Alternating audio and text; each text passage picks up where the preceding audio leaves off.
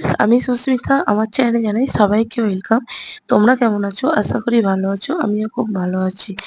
দেখো, আমাদের হচ্ছে ভাদ্র মাসে পূর্ণিমা হচ্ছে মহাপূর্ব ভোগের পালা পড়ে।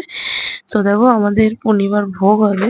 এবার আমি, বৌদি, কাকার দুটো ছেলে, ভাইরা মিলে সবাই মিলে ফল কাটতে অলরেডি বসে পড়েছি।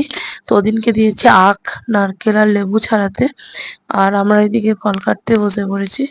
তো বৌদি, আমি সবাই মিলে, ভাই, কাকার ছেলেরা সবাই মিলে ফল কেটে নিজে রেডি হয়ে নিয়েছি। দেখো, আমি একটা সাদা লাল শাড়ি পরেছি, ভেবেছিলাম পরবো না, এত সেদিন গরম করছিল। আর বৌদি তো বুনি পরো বুনি পরো, তো মা বলছে পর না। বলছে আমার ভালো লাগছে না। এদিকে মন্দির ধুয়ে আলপনা দিয়ে চলে এসেছিলাম তার আগে, তারপর বাড়িতে ফল কাটতে বসে পড়েছি।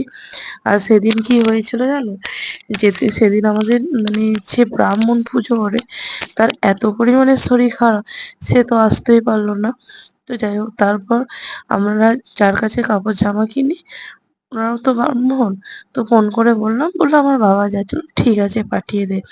দেখো, এখানে কি বলতো, মানে এটা হচ্ছে মহাপুরতলা। এখানে আমাদের গ্রামে দুটো মহাপূর্ব মন্দির আছে। এটা হচ্ছে আমাদের পাড়া। আর ভাদ্র মাসে পূর্ণিমা আমাদের পালা পড়ে, দেখো। আর সেদিন ছিল মানে চন্দ্রগ্রহণ, ৯:৫৭ পড়বে। আর সত্যি কথা বলতে কি, সেদিন একটু লেটও হয়ে গেছে।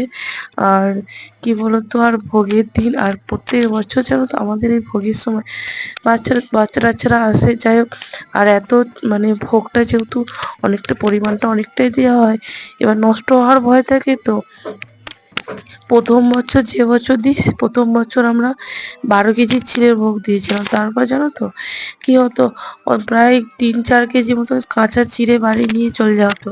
এবার যেহেতু পুজো হয়েছে, তো ওই চিড়ে তো দোকানে দেওয়া যেত না। তারপর বছর 8 কেজি, 10 কেজি, এরকম কমে কমে এখন 8 কেজি চিড়ের আমাদের ভোগ দেওয়া হয়। দেখো, ও, আর এখানে কি বলতো, প্রত্যেক দিন আমাদের এখানে হরিনাম হয়। আর এ সেদিন যেহেতু আমাদের মানে ভোগ ছিল, তাই মাইক্রোফোনে হরিনাম করেনি, সব রকম ব্যবস্থা আছে।